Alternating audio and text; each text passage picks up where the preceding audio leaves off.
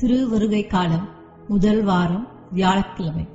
முதல் வாசகம் இறைவாக்கினர் எசையா நூலிலிருந்து வாசகம். அதிகாரம் 26, வசனங்கள் 1 முதல் 6 வரை. நமக்கு ஒரு வலிமை மிகு நகர் உண்டு. நம்மை காக்க அவர் கொத்தளங்களை அமைத்துள்ளார். வாயில்களை திறந்து விடுங்கள். அவர் மீது நம்பிக்கை கொண்ட நேர்மையான மக்களினம் உள்ளே வரட்டும்.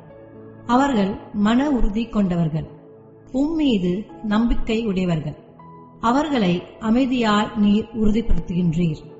ஆண்டவர் மீது என்றென்றும் நம்பிக்கை கொள்ளுங்கள். ஏனெனில் ஆண்டவர் என் ஆண்டவர் என்றும் உள்ள கற்பாரை. உயரத்தில் வாழ்வோரை அவர் தாழ்த்துகின்றார். வாளுற உயர்ந்த நகரை தகர்க்கின்றார். அதை தரமட்டமாக்கி புழுதியோடு புழுதியாக மண்ணோடு மண்ணாக செய்கின்றார். எளியோரின் காலடிகளும் ஏழைகளின் பாதங்களும் அதை மிதிக்கும். இது ஆண்டவர் வழங்கும் அருள்வாக்கு. உமக்கு நன்றி. நற்செய்தி வாசகம். மத்தேயு எழுதிய நற்செய்தியிலிருந்து வாசகம். அதிகாரம் 7, இறை வசனங்கள் 21 மற்றும் 24 முதல் 27 முடிய. அக்காலத்தில் இயேசு தம் சீடரை நோக்கி கூறியது: என்னை நோக்கி ஆண்டவரே ஆண்டவரே என்று சொல்பவரெல்லாம் விண்ணரசுக்குள் செல்வதில்லை. மாறாக விண்ணுலகில் உள்ள என் தந்தையின் திருவுளப்படி செயல்படுபவரே செல்வர்.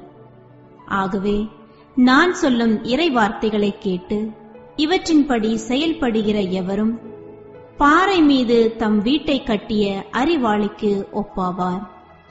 மழை பெய்தது, ஆறு பெருக்கெடுத்து ஓடியது, பெருங்காற்று வீசியது.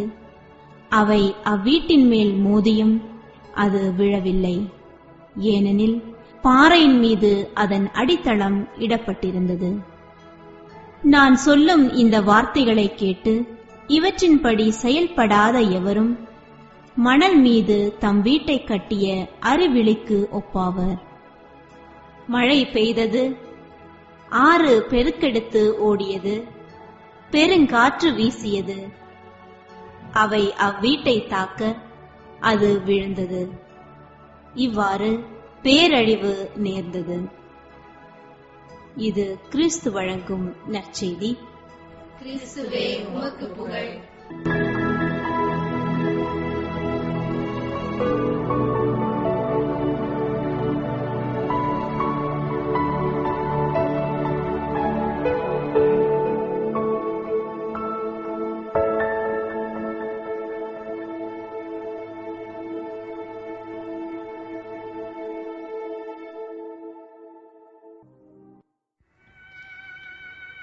அன்புக்குரியவர்களே, இந்திய ஆன்மீக மரபில் மாயை என்கின்ற வார்த்தை மிக முக்கியமான ஒன்று. இந்திய ஆன்மீகத்தை பொறுத்த அளவில் இந்த உலகமும் அதில் உள்ள அனைத்தும் மாயை. மாயை என்பதன் அடிப்படை பொருள் நிலையற்றது என்பதாகும். இந்திய தத்துவத்தின்படி நிலையற்ற இந்த உலகை நிலையென நினைத்து மனிதர்கள் தங்கள் வாழ்வை அமைத்துக் கொள்வதே வாழ்வின் எல்லா பிரச்சனைகளுக்கும் துன்பங்களுக்குமான அடிப்படை காரணம். மனிதர்களில் பலர் தங்களது வாழ்வு என்னும் கட்டிடத்தை பணம், புகழ், பதவி, அந்தஸ்து, மனிதர்களது பாராட்டு, அங்கீகாரம் போன்ற அடித்தளத்தில் கட்டி எழுப்ப முயற்சி எடுக்கின்றனர். அதாவது தங்களது மகிழ்ச்சியின் அடிப்படையாக அடித்தளமாக மேற்கண்டவை இருக்கின்றன என்று எண்ணி அவற்றை தேடுவதிலேயே தங்களது நேரத்தையும் ஆற்றலையும் செலவழிக்கின்றனர். இப்படிப்பட்ட மனிதர்களையே இன்றைய நற்செய்தியில் இயேசு மணல் மீது வீட்டை கட்டிய மனிதர்கள் என்கின்றார். மணல் என்கின்ற அடித்தளம் நிலையற்றது போல மேற்கண்ட பணம், புகழ் முதலானவையும் நிலையற்றவையே. இவை எப்பொழுது வரும், எப்பொழுது போகும் என்பது யாருக்கும் தெரியாது.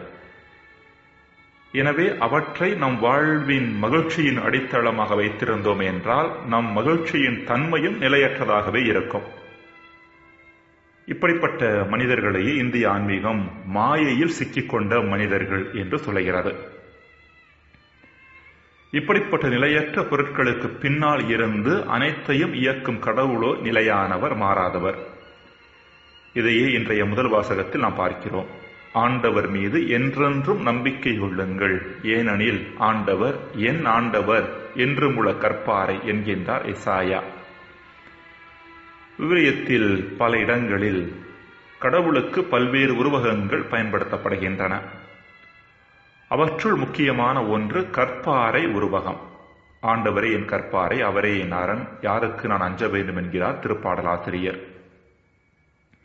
மனித அனுபவத்தின் அடிப்படையில் பார்க்கின்ற பொழுது கற்பாறை வலிமையானது, அசையாதது, நிலையானது, நீடித்த தன்மை கொண்டது. கடவுளும் வலிமையானவர், அசைவுறாதவர், நிலையானவர். இப்படிப்பட்ட கடவுளில் தங்களது வாழ்வின் அடித்தளத்தை கொண்டிருக்கிற மனிதர்களே கற்பாறையின் மீது வீட்டை கட்டிய மனிதர்களாவர். இவர்கள் கடவுள் தங்களை பாதுகாக்கின்றார் என்ற உள்ள உறுதியை அதிகமாக்கிக் கொண்டு மன வலிமை உள்ளவர்களாக திகழ்கிறார்கள். பிரச்சனை புயல்களும் துன்ப அலைகளும் தங்களை தாக்கினாலும் தாங்கள் நம்பியிருக்கும் கடவுள் வலிமையானவர் என்ற எண்ணம் இவர்களிடம் இருப்பதால் எதுவும் தங்களது மன அமைதியை அசைக்க இவர்கள் அனுமதிப்பதில்லை. இப்படிப்பட்ட மனிதர்களே மாயையை வெற்றி கொண்ட மனிதர்கள் என்று சொல்லப்படுகின்றார்கள். அன்புக்குரியவர்களே, நம் வாழ்வின் மகிழ்ச்சியும் சோகமும், நிறைவும் குறைவும், நிம்மதியும் நிம்மதியின்மையும் நமது வாழ்வின் மகிழ்ச்சிக்கு அடித்தளமாக எதை வைத்திருக்கின்றோம் என்பதை பொறுத்தது. அதற்காக பணமோ வசதியோ மனித பாராட்டோ தவறானவை என்று அவற்றை விட்டு நாம் ஓடி ஒழிய வேண்டிய அவசியமில்லை. அதே வேளையில் அவைதான் வாழ்வின் மகிழ்ச்சிக்கான ஊற்று என்று எண்ணி அவற்றையே தேடி அலைய வேண்டிய அவசியமும் இல்லை. இறைவனை நம் வாழ்வின் அடித்தளமாக கொண்டு அவரையே முழு மூச்சாக தேடினால் இவ்வுலக பொருட்கள் மட்டில் நாம் கொள்ள வேண்டிய அணுகுமுறை எப்படிப்பட்டதாக இருக்க வேண்டும் என்கின்ற எண்ணம் தானாகவே நமக்கு வந்துவிடும். ஜெபம். இறைவா, நிலையான மேலான மகிழ்ச்சியை நிலையான மேலான நீர் மட்டுமே தர முடியும் என்பதை நாங்கள் உணர வரம் தாரும். ஆமென்.